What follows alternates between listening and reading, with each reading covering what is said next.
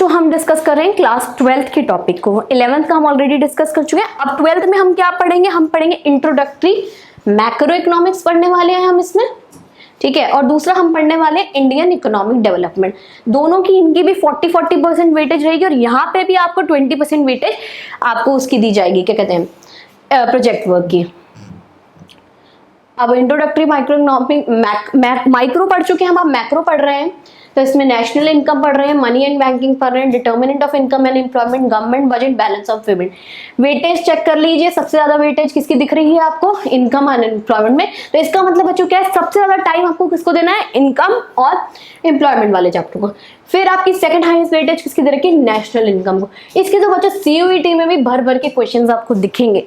इसमें maximum time invest करने वाले हैं हम, जब आपको डिस्कस करेंगे तब भी एक एक चीज ज्यादा कवर करेंगे। फिर बैलेंस ऑफ पेमेंट्स है हमारा और गवर्नमेंट बजट है। इनको करने में बहुत ज़्यादा टाइम नहीं लगेगा, बहुत जल्दी आप कर लेंगे, बहुत इजीली। बट इनको पढ़ना और समझना बहुत ज़्यादा ज़रूरी है, ये ज़्यादा इंपॉर्टेंट है। फिर आता है इंडियन इकोनॉमिक डेवलपमेंट की बात करते हैं हम।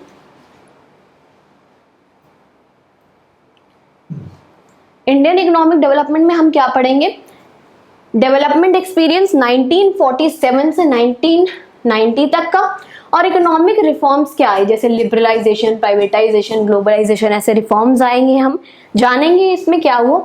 फिर डेवलपमेंट एक्सपीरियंस क्या रहा, नेबर्स के साथ हमारे क्या कंपैरिजन, मतलब चाइना हमारे कंपैरिजन में कैसे ग्रो करना है, नेपाल कैसे ग्रो कर रहा है, जो जो आसपास की कंट्रीज हैं जो हमारे इंपॉर्टेंट लगती है, नेबर्स हैं, उनके कंपैरेटिवली हम कैसा बिहेव करें वो भी हम जानेंगे, ठीक है। टोटल थियोरी पेपर आप जानते हैं 80 मार्क्स का है और 20 नंबर का आपका क्या है, प्रोजेक्ट वर्क है।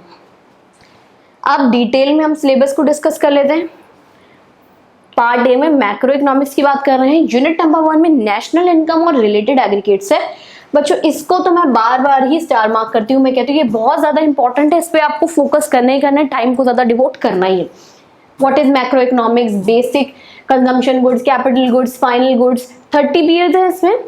सर्कुलर फ्लो क्या है, वैल्यू एडिट क्या है, एक्सपेंडिचर मेथड क्या है, इनकम मेथड क्या है। ये जो टॉपिक्स है ना, इनको ढंग से पढ़िए, क्योंकि ये टॉपिक्स पे ज्यादा फोकस करना है। इससे क्या होता है, टॉपिक्स अगर आपको माइंड में क्लियर रहेंगे ना, तो क्या नहीं पढ़ना वो ज्यादा जरूरी है एक बच्चे का जानना, क्योंकि आपको टाइम वेस्ट नहीं करना, आपको हार्ड वर्क से ज्यादा स्मार्ट वर्क करके चलना है, क्योंकि टाइम ही उस चीज का है। तो इसीलिए आपको ये सारे टॉपिक्स को देखना है कि क्या आपको एक्चुअली में पढ़ना है, क्योंकि बुक में तो बहुत सारी चीजें दे रखी हो। तो ये इसमें सर्कुलर फ्लो पढ़ना है, नेशनल एग्रीगेट्स पढ़ने हैं हमें, related to national income, gross national product क्या है, नेट नेशनल प्रोडक्ट क्या है, एनडीपी क्या है, इन सबसे बच्चों हम न्यूमेरिकल्स पढ़ेंगे, ठीक है। और न्यूमेरिकल्स सॉल्व भी करेंगे, और ये न्यूमेरिकल्स 12th में तो आते ही आते हैं, बोर्ड्स में कुछ भी करो ये तो आएगा ही, चैप्टर है ही, गोल्डन चैप्टर है, इसमें से मैक्सिमम चीजें आपकी 12th में आनी है। और सीयूईटी में भी मैक्सिमम क्वेश्चंस आपके बनने ही है यहाँ से, ठीक है। GDP deflator, welfare, NDP, GNP, NDP, ये सारी इंपॉर्टेंट चीजें हैं। फिर सेकेंड यूनिट में हम मनी एंड बैंकिंग की बात करेंगे कि क्या फंक्शंस हैं, क्या सप्लाई ऑफ मनी कौन करता है, कैसे करता है, नेट डिमांड डिपॉजिट क्या है, मनी क्रिएशन कैसे होती है, ठीक है। सेंट्रल बैंक और उसके फंक्शंस क्या है। देखो बच्चों, ये जो सेंट्रल बैंक और उसके फंक्शंस है ना, इस पे ज्यादा फोकस करना, ठीक है। ये बहुत इंपॉर्टेंट है कि सेंट्रल बैंक और उसके फंक्शंस, क्योंकि आज नहीं कल, मतलब फ्यूचर तक की प्लानिंग करके चलो, ये बहुत इंपॉर्टेंट चीज है। फिर आते हैं यूनिट नंबर 3 पे, determination of income and employment की, ठीक है।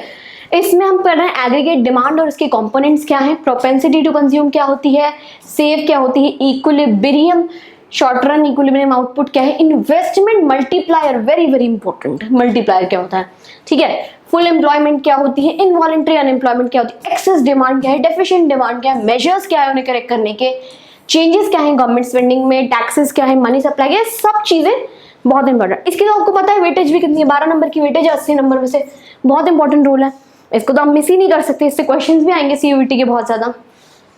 फिर आते हैं हम अपने गवर्नमेंट बजट पे, जो कि है यूनिट नंबर 4, ठीक है। इसमें आप जानेंगे गवर्नमेंट बजट का मीनिंग, ऑब्जेक्टिव्स या कंपोनेंट, बेसिकली थियरी है, कोई इतना वो नहीं है।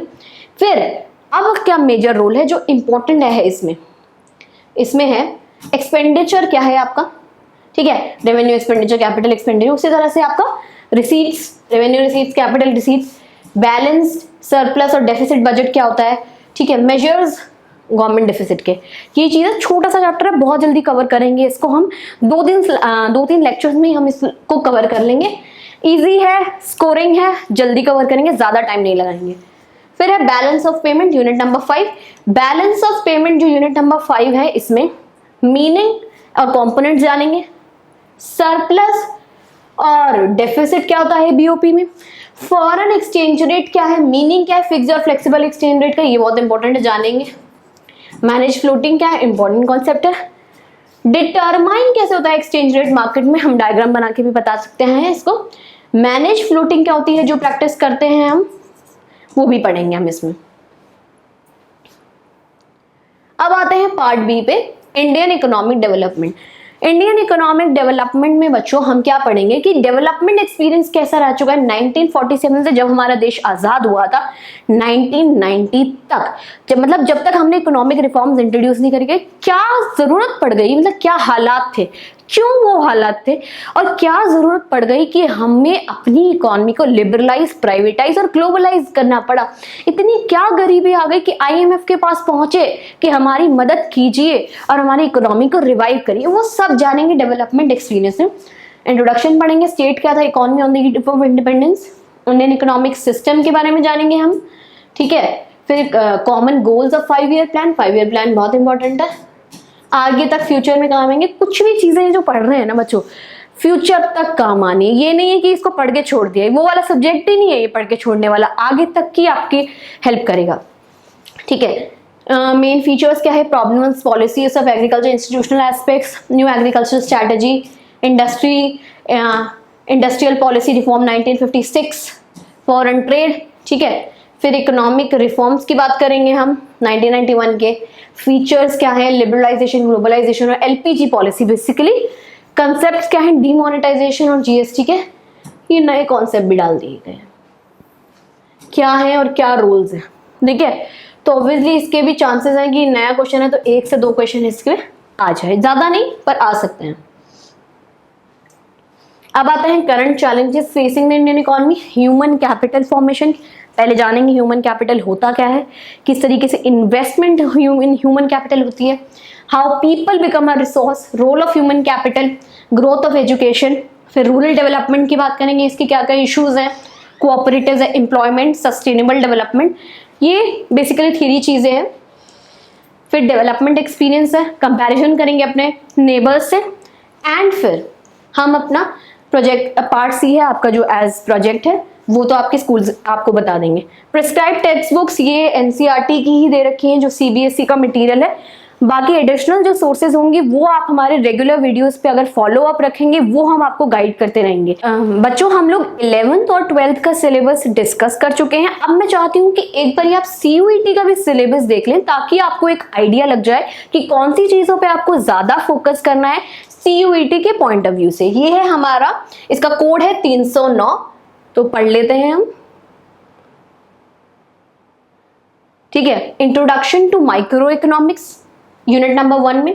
यूनिट नंबर 2 में आप कंज्यूमर बिहेवियर और डिमांड को पढ़ेंगे। इसको डिटेल में हम लोग ऑलरेडी 11th और 12th में पढ़ लेंगे और डिस्कस भी कर चुके हैं अभी, ठीक है। फिर आता है दूसरा हमारा इंट्रोडक्टरी मैक्रो इकोनॉमिक्स, इसमें नेशनल इनकम और रिलेटेड एग्रीगेट्स को पढ़ेंगे। फिर है unit number 4 determination of income and employment, इसका तो मेजर रोल मैं बता ही चुकी हूं आपको है इस चैप्टर का। फिर यूनिट नंबर 5 है हमारा मनी एंड बैंकिंग, ये रहा unit number 5 money and banking, वही है, मीनिंग है, सेंट्रल बैंक का रूल्स है, कमर्शियल बैंक का रूल्स है। फिर गवर्नमेंट बजट, गवर्नमेंट बजट क्या होता है, रिसीट्स क्या होते हैं, एक्सपेंडिचर होता है, बेसिकली वो सारी चीज जानेंगे। फिर यूनिट नंबर 7 में हम बैलेंस ऑफ पेमेंट्स के बारे में जानेंगे कि बैलेंस ऑफ पेमेंट्स क्या है, फॉरेन एक्सचेंज रेट क्या है, इनके अकाउंट्स क्या होते हैं, ये सब था। फिर हम इंडियन इकोनॉमिक डेवलपमेंट को पढ़ेंगे, जो कि यूनिट नंबर 8 है हमारा। डेवलपमेंट एक्सपीरियंस है 1947 से 90 का, और इकोनॉमिक रिफॉर्म्स है 1991 तक का। यूनिट नंबर 9 में हम लोग डिस्कस करने वाले हैं current challenges facing Indian economy, poverty, human capital formation, rural development, employment, infrastructure, sustainable economic development. And last but not the least है हमारा यूनिट नंबर 10 जो कि है development experience of India. Neighbours के साथ जो हम कंपैरिजन करेंगे, इशू थियरी है, मुझे नहीं लगता इतना ज्यादा सीयूईटी में इसके क्वेश्चंस आएंगे, स्टिल हम एक बार इसको पढ़ लेंगे क्या है। आई होप आपको एक क्लियर व्यू मिल गया होगा कि 11th में, 12th में और सीयूईटी के पर्सपेक्टिव से आपको क्या पढ़ना है। आई होप ये वीडियो आप लोगों के लिए इन्फॉर्मेटिव हो और हम आपके लिए और अच्छा कंटेंट लेके आते ही रहेंगे, इसलिए हमारे चैनल को लाइक, सब्सक्राइब और शेयर करना बिल्कुल मत भूलिए। Thank you so much.